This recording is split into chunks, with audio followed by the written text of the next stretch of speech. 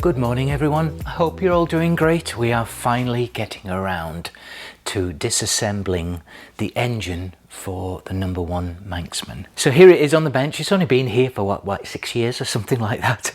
And so I got it on this turntable that allows me to turn it round, and so I'm just going to go ahead and start removing these extra components, just get to the bare engine and then start the disassembly process. These are official Norton canisters for the parts that I take off, a few boxes, and my most important tool, a nice cup of tea.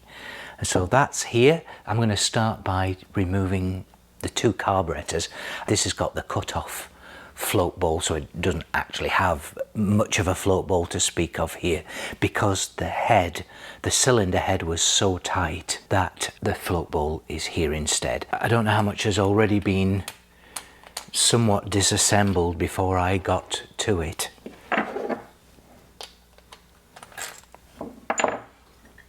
Well, that was quick. I must have had this off before now. I forget now, it's been so long. And it looks like someone's put some new cables on, or newish cables on at some time. That might be the original splitter box there, but the cables definitely look like they're newer, according to the ends anyway. So this will be a separate project, of course. What I'll be doing is taking this all apart and then dealing with each group of parts and components as a separate project. Got the insulator blocks on the inside. I'm really hoping that I can reuse a lot of these parts as well. Obviously not paper gaskets. And that stud's loose. Yeah, that one's loose as well. That was very easy. And again, I'll be replacing all these gaskets. I'll probably get the Jim Schmidt gaskets for this bike because they are great. They're not stuck, which is terrific. I mean, I don't know what they'll look like inside, and we'll find out as time progresses. I see it like a screw in there. So it's going to be a very interesting exercise in taking this apart. My goal obviously is to try and use as many of the original parts as possible.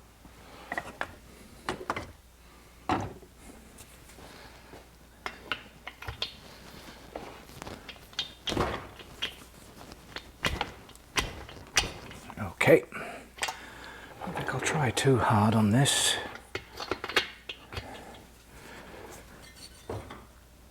Nope.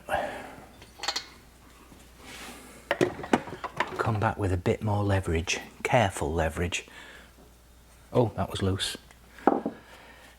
Yeah, who knows what we're going to find with this engine and this bike overall.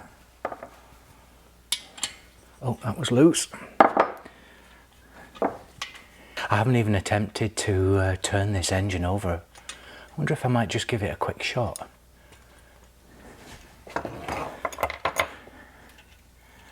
Just for fun, eh?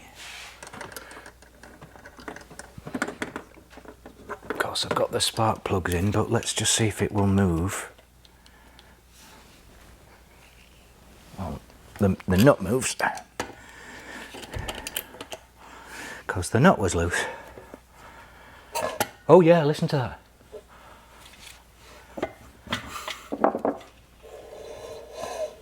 Well, that's a great sign.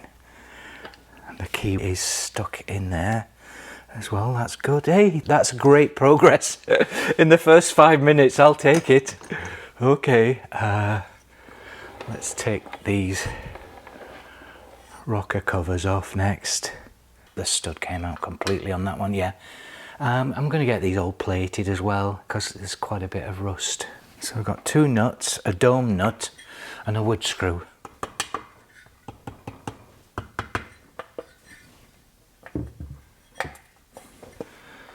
I'll put my rubber gloves on as well, my nitrile gloves, when we get a little deeper into this.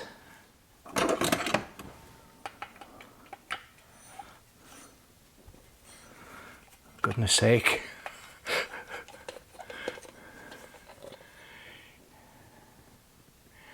Yeah, it's like a coarse thread screw. Let's just do the easy stuff first. Let's take these covers off. Again, I'll get new gaskets for these. Jim Schmidt also does these ones as well, and they're great. Did I tell you I'm ambidextrous? My dad really was ambidextrous. He could use a hammer, he could saw a piece of wood with his left and his right hand. Not simultaneously, I don't think, but he truly was ambidextrous. Try this again without too much pressure.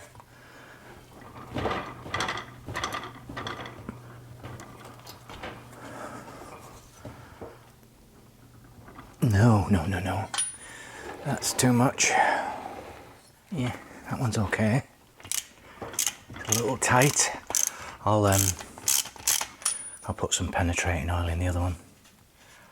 Oh, it's a good sign in a way that the spark plugs are in nice and tight. Hopefully there's no moisture in there. Good as new. I think I'll turn to the timing side now. Just disassemble all this, the oil pressure relief valve and the drive gear here as well. This is quite rare, I understand, and it's looking a little rough. My understanding is this is 45 degrees thereabouts, which is different to the later models, which were like 90 degrees.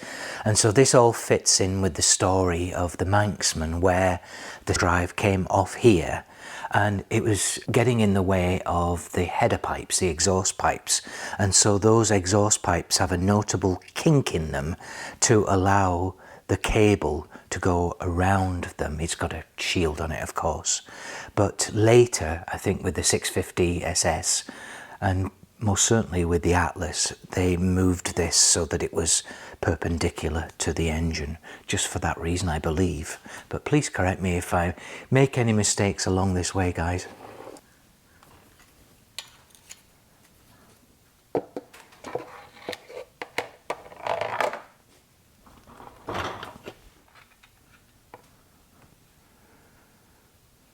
I don't know if this has ever been opened before.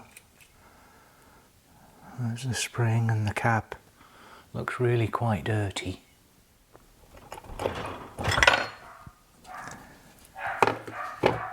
Sorry about the barking.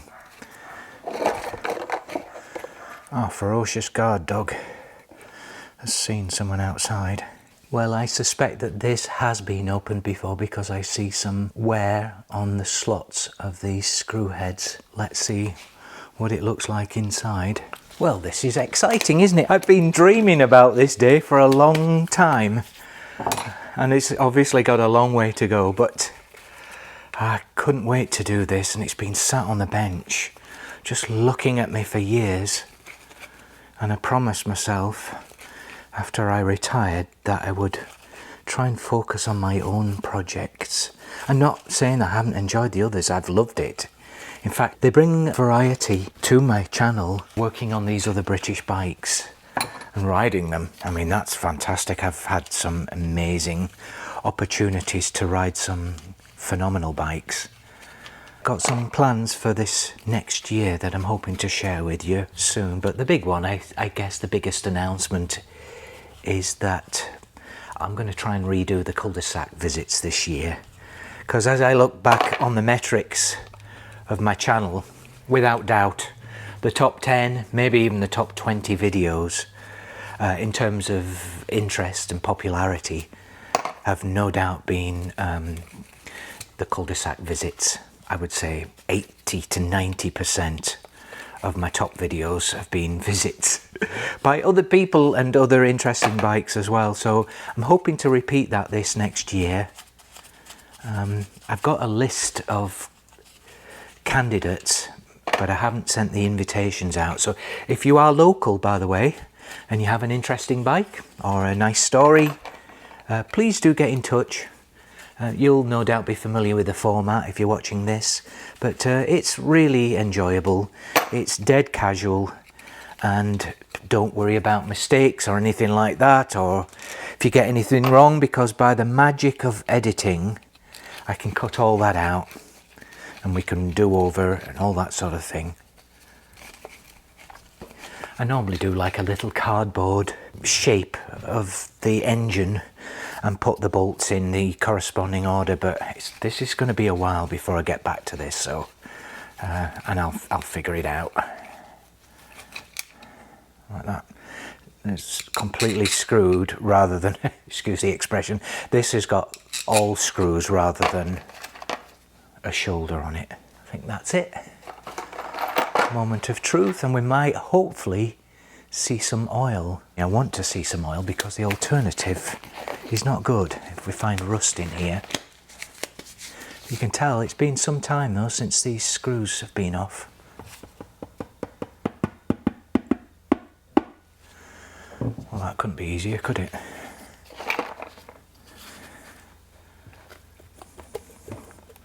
There's the oil. My goodness, it actually looks quite clean.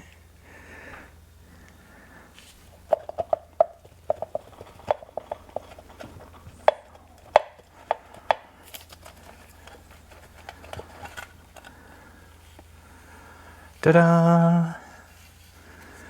There it is, there's a familiar sight, eh guys? It looks so familiar.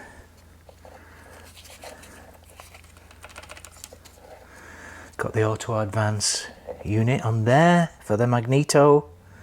The pump looks a little worn out. Good, there is a seal on the end of the pump there. We've got 10 nuts and bolts to remove in order to get this cylinder head off. Got 3 here, so 2 3/16 bolts at the front, quite deep. Then I've got sockets, 1/4 inch at the back. There's 3, 4, 5, 6, 7, 8 underneath, 9, 10.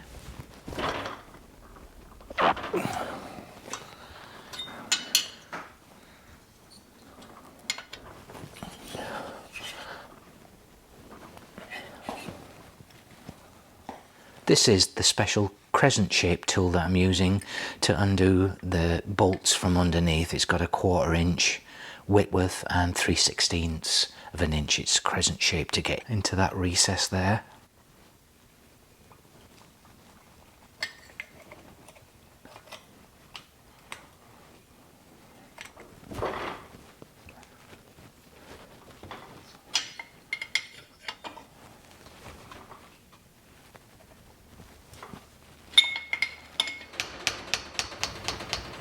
I'd also like to take this opportunity to send out a special thanks to Anton, Derek, Jack and Mark for their recent coffees. I really do appreciate it. They certainly fuel me and they fuel this channel. They help me produce these videos on a weekly basis. So thanks very much, and I'll leave a link below in the description if anyone would like to support the channel by buying me a coffee or a tea.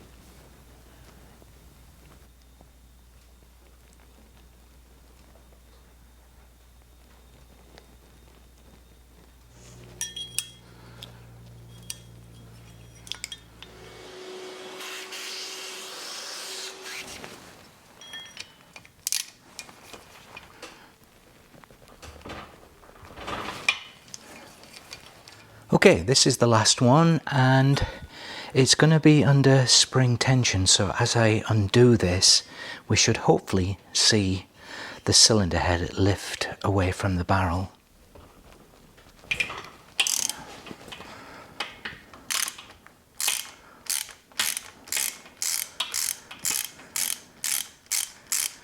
Or maybe not. I don't know if you saw that. I didn't see it.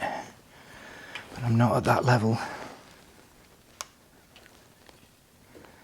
There's the bolt.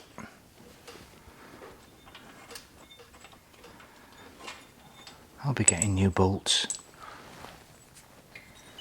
They're quite dirty and grimy.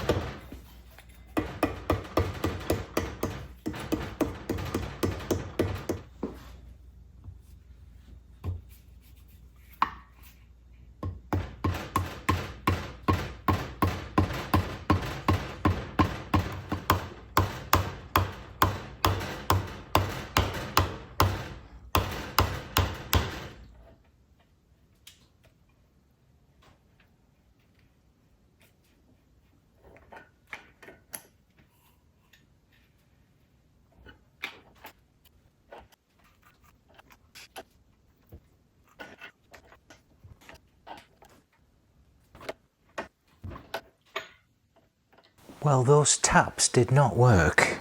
What I suspect is happening is perhaps most likely this bolt is holding on. The nut itself was quite rusted. So I'm going to try this first. I'm going to put the nut back on a little bit, put something underneath there to wedge it, and then I will essentially undo the nut again to drive the head off. I've also refitted the 4 bolts as well, just loosely. They're not completely tightened down so that you know, it won't jump up all of a sudden. And I just put the nut on first of all. If I can get in there. Okay, I've got a little alloy spacer and I've just nipped the nut up to it with my fingers. See if we can undo this now. I'll just see if this lifts now. I'll be careful.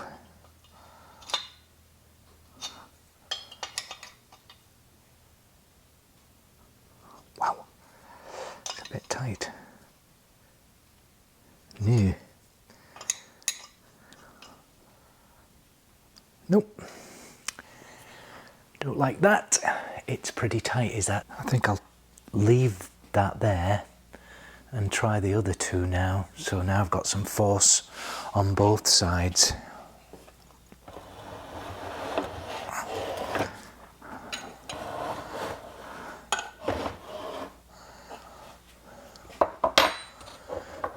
And I have got all 10 off, I assure you.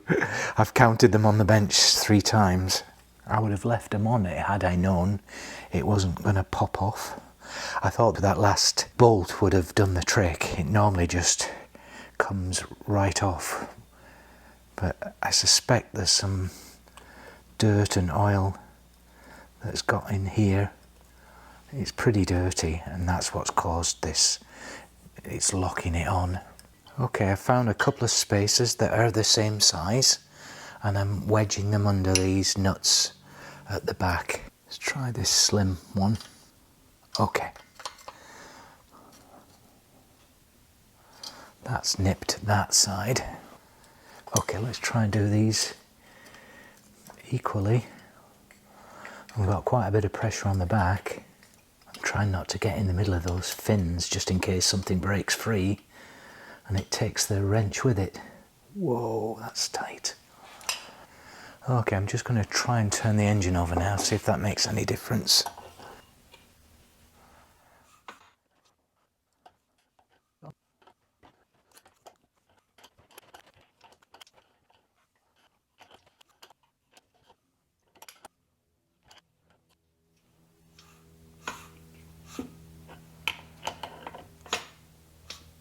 Just try a couple more taps.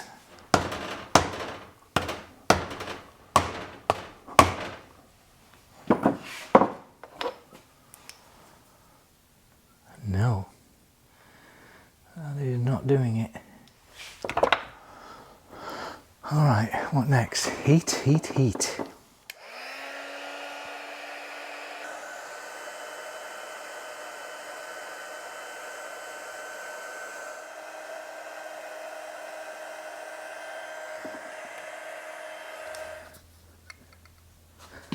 I think it's unsticking. I think I see a gap there.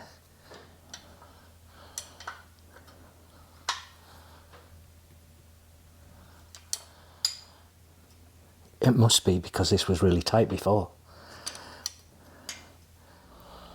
Yeah, it's a very small gap, but it looks like it's working. Oh yeah. Yeah, it's just opened a bit more. I'm sure it has. Oh yeah, this is loosened off now. So I'm sure it's working. Yeah, I can feel it unsticking. Yeah, I don't know if you can hear that. It's like giving a little, like the gasket's coming off, or coming apart. I'll need to turn it round. See if I can apply some pressure from the rear as well.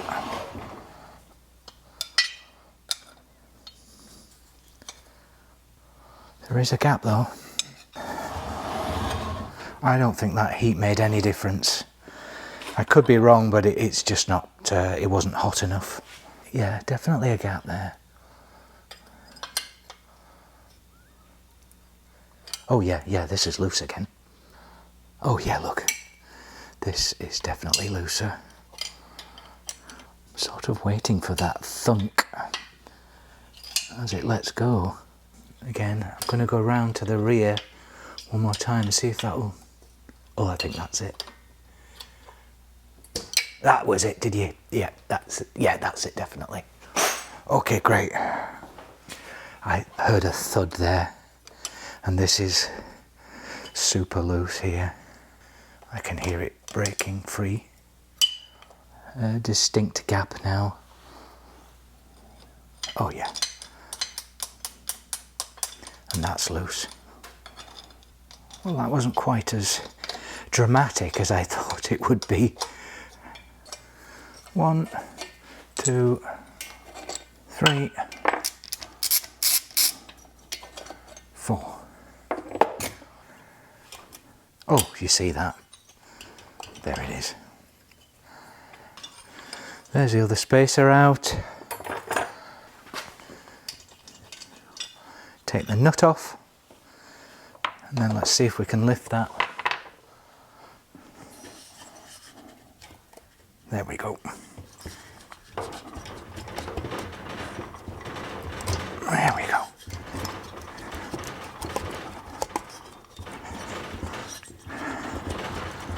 Yeah, I can see the rust from here.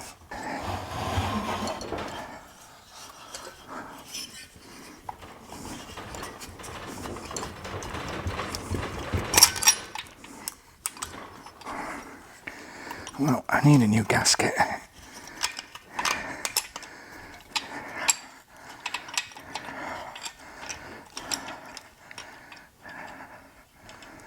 Oh, I'll try and keep those in that order. Great. That's the head off. Ooh. I'll show you it in a second. It's not pretty. Okay, here it is. I want you to see it as I see it, as I experience it. And yeah, there's definitely some rust in there. And this is pretty carboned up here as well. Look at the top of the pistons as well. They're absolutely black. I'm surprised they still turn actually. Let's have a look at them. Yeah, they're pretty nasty. So those are the pistons, but they do move up and down the bore, which I'm very happy for. The push rods look a little tired. I'll obviously inspect them. This is the head. That's one of the washers. And yeah, it's pretty tired inside. I'll be obviously stripping this all down. Yeah, you could see some of the rust there. That's probably what was part of it there. I bet that was it. There goes the other washer. The nice thing about this head is I don't think I've seen any broken or damaged fins. And the same with the barrel as well. So I'm very happy about that. Okay, clean my bench up and then we'll move to the next job. So I hope you're enjoying this so far, guys. I think I'll call it a wrap for this video. It's been very interesting and very enjoyable. This is 93601, so this was the first production Norton Manxman 650 that came off the production line. From what I understand, there were some prototype bikes out there, several of them, but who knows where they are right now. Let me know if you've got one in the back of your garage, because there's some folks that are very interested in those, but this one here in particular is documented as the first one off the production line. So thanks again, guys, and I'll speak to you again next week.